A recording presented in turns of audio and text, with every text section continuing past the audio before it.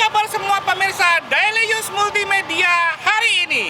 Oke, hari ini adalah edisi spesial, yaitu edisi kemerdekaan dalam rangka ulang tahun 17 Agustus 2024. Oke, Anda pasti bingung. Saya di mana? Saya ada di teng tong teng tong teng tong. Tahu siapa itu?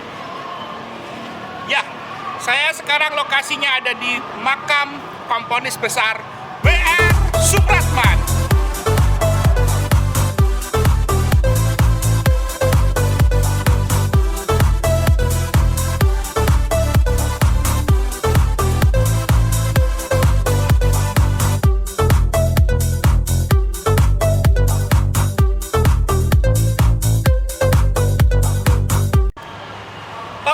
Kenapa kita kok memilih W.R. Supratman sebagai temanya Daily News Multimedia? Oke, akan saya terangkan sejenak. Daily News Multimedia tagline-nya apa? Ya, pemakaian barang sehari-hari atau apapun sehari-hari, tapi harus terbukti battle proven. Nah, kenapa saya ambil W.R. Supratman? Karena W.R. Supratman adalah penggunaan sehari-hari, terutama di event-event resmi di negara Indonesia. Nah, kita akan terangkan satu persatu ya about W.R. Supratman, karena masih banyak sejarah yang begitu simpel. Dia hanya yang pencipta lagu Indonesia Raya, tetapi masih ada suara-suara tidak enak lah yang akan kita provenkan kepada pemirsa sekalian. Inilah maksud saya. Oke pemirsa, sekarang kita keluar dari makamnya W.R. Supratman dulu, karena kita akan membahas sesuatu yang penting, apalagi ini berkaitan dengan dokumen. Jadi kita nggak berani di luar juga ya, karena ini nanti barang-barang relik bisa muncul di video berikutnya. Ini baru video pertama, jadi itulah yang kenapa kita di dalam ruangan. Oke, untuk W.R. Supratman itu kita sudah jelaskan di awal bahwa sesuai tagline kita diambil karena daily use, namanya aja daily, pemakaian harian. Loh kok lagu W.R. Supratman di Indonesia Raya atau W.R. Supratman jadikan harian? Ya, karena kita tahu sendiri lagu Indonesia Raya, apalagi di 17 Agustus pasti di upacaranya diperdengarkan, dan belum lagi nanti acara-acara resmi kenegaraan atau acara-acara, tidak usah kenegaraan dah, misalnya pertemuan dari gubernur lah, atau kepala dinas, pasti sebelum acara pasti diperdengarkan Indonesia Raya. Dan ini adalah video kami yang ke-17 di tahun 2024, juga dalam rangka 17 Agustus. Jadi kita mengangkat yang serba 17 saja. Nah, kita mengangkat Wakil Rudolf Supratman bukan karena apa? Ya karena saya tinggal di Surabaya dan kebetulan loh ya, inilah clue-nya. Kebetulan mengenal keluarga besarnya, salah satu keluarga besarnya W.R. Supratman yang ada di Surabaya, yang kebetulan juga memegang dokumen-dokumen sejak awal W.R. Supratman masih hidup sampai meninggal. Oke, kita terangkan dulu. Jadi W.R. Supratman ini orang tuanya, ayahnya namanya Jumeno Senen Sastro Harjo. Kemudian istrinya namanya Siti Senen. Nggak tahu ya, ini kok ketemu Senen, ya sudahlah, jodoh. Melahirkan W.R. Supratman sesaudara. Nah, kita belum fokus ke keluarganya yang lain karena ini video pertama. Video pertama aja kita ungkap W.R. Supratman dulu. Nah, sekarang yang menjadi pertanyaan adalah, ini karena sering terjadi polemik ya sebelum-sebelumnya, di manakah W.R. Supratman itu lahir? Kita langsung merujuk kepada dokumen yang dipunyai oleh keluarga besar. Jadi W.R. Supratman itu lahir di Master Cornelis, yang sekarang namanya adalah Jatinegara, di tanggal 9 Maret 1903. Nah, kenapa kok saya langsung mengungkap tanggal lahirnya? Karena ya itu tadi di awal saya bicara ada polemik dan sempat berperkara juga dengan kota lain, dan nanti akan disertai dokumen-dokumennya. Oke, ini adalah buku W.R. Supratman yang dicetak oleh Grafika Karya, yang kebetulan dikarang oleh Bapak Urip sendiri. Nah, karena bukunya bagus sehingga kulit covernya itu mengandung arti semua. Kita sampai bacanya lama sendiri. Dan kebetulan hanya untuk mencetak ini menggunakan klisenya Lee Kam Hong seperti yang saya bilang di awal. Nah, untuk pemirsa mempelajari dokumennya, nanti kita akan keluarkan slideshow di video kami, video-videonya. Jadi kalau pemirsa ingin mempelajari, bisa di stop YouTube-nya ya, di stop. Oke, kita akan ungkapkan W.R. Supratman di sini.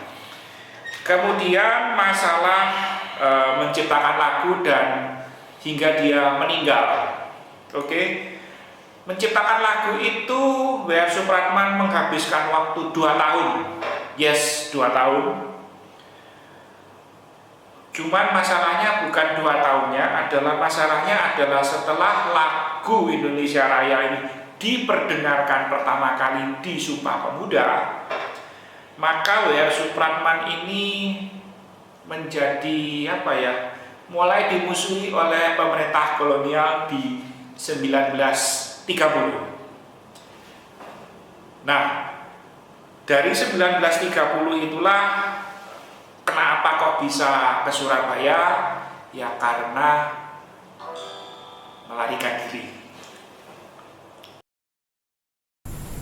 Nah, inilah awal-awal bagan di mana mulai 1930 lah W.R. Supratman dibenci oleh pemerintah Belanda sehingga dia dikejar-kejar ke Surabaya.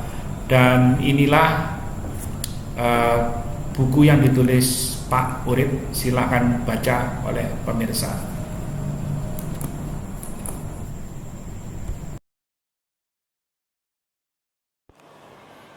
Nah, berikutlah rentetan pelarian dari W.R. Supratman dari Batavia sampai ke Surabaya hingga wafatnya.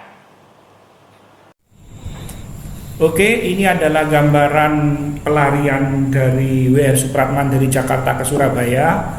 Disclaimer, ini peta ini hanya gambaran karena ini peta modern ya. Jadi supaya memperkira-kira, supaya pemirsa bisa dapat mengira-ngira. Jadi pelarian pertama, oke, kita lihat Jakarta dulu. Jakarta itu dia entah tinggal di mana tidak tahu karena temannya banyak, pasti pindah-pindah. Kemudian dia lari ke Cimahi. Dia menemui ayahnya Pak Jumeno Senin Sastro Harjo, dan beliau ini adalah pensiunan dari Kenil. Kemudian dia pindah ke Kecamatan Randu Dongkol di Pemalang.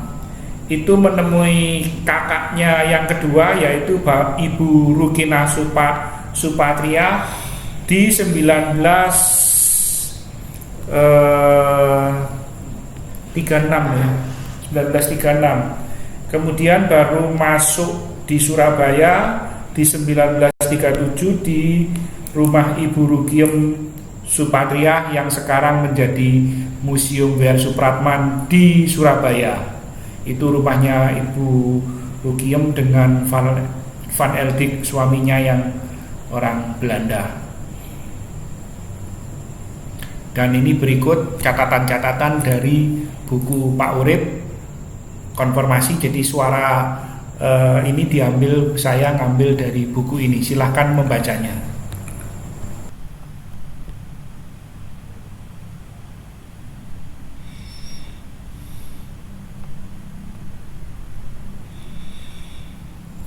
Nah, jika Anda kepingin ke Surabaya, ke Museum W.R. Supratman, itu Anda dapat datang ke Jalan Mangga nomor 21 di Tambak Sari. Jadi lokasinya sebetulnya dekat sekali dengan Stadion Gelora 10 November Surabaya.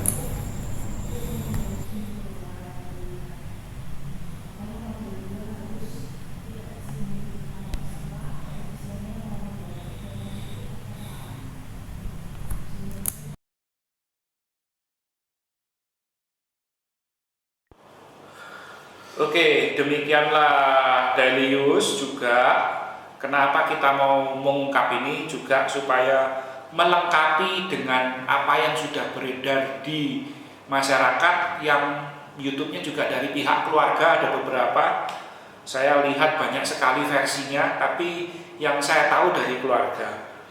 Dan yang lebih penting lagi adalah ya gimana ya. Jadi video ini juga dibuat, harapan saya adalah menangkal cerita-cerita yang liar di reviewer lain. Saya tidak ngomong reviewernya siapa, karena reviewnya mungkin tidak di sumber yang sama. Kebetulan kita dapat sumber yang valid dengan disertai dokumen-dokumennya, sehingga ini menjadi pencerah, sehingga tidak ada lagi yang ngeklaim ini itu. Bahkan klaim terakhir, bukan klaim terakhir ya, ada 2 klaim yang mengganggu saya juga. Jadi dibilang W.R. Supratman itu dulu peminum. Ya sempat bingung juga. Kalau dilihat sejarahnya dia pemain band, mau apa lagi. Kalau kita ke night club zaman sekarang ya, night club zaman sekarang sama dulu kan beda. Dulu itu terang modelnya, kalau sekarang gelap. Dan biasanya kalau zaman sekarang formatnya ada DJ, dan dulu adalah masih band lengkap. Nanti ada fotonya juga yang kami sertakan, ya toh. Ya kalau menghargai biasanya pengunjung ngasih minum. Tapi apakah diminum? Ya kemungkinan diminum. Apakah sampai teler? Rasanya nggak masuk akal. Sebab DJ aja nggak mungkin sampai fly. Kalau fly yo DJ-nya yo berantakan. Logikanya di situ aja. Terus ada lagi dekat dengan Tan Malaka. Waduh, ini juga tidak terkonfirmasi dengan yang benar. Sebab kalau kita mempelajari jalur pelariannya aja sudah tak mungkin ketemu Tan Malaka berdasarkan dokumen yang diperoleh saya. Klarifikasinya di situ, yang lain-lainnya sudah, jangan dibelok-belokkan lagi mengenai W.R. Supratman. Ini adanya. Nanti kita ikut bagian video berikutnya kami buat.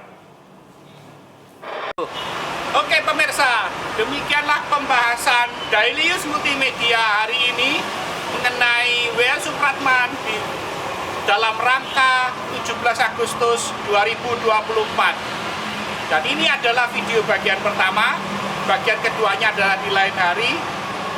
Dan jika Anda suka, like, komen, share, dan subscribe channel kami untuk keberlangsungan channel ini. Bye-bye!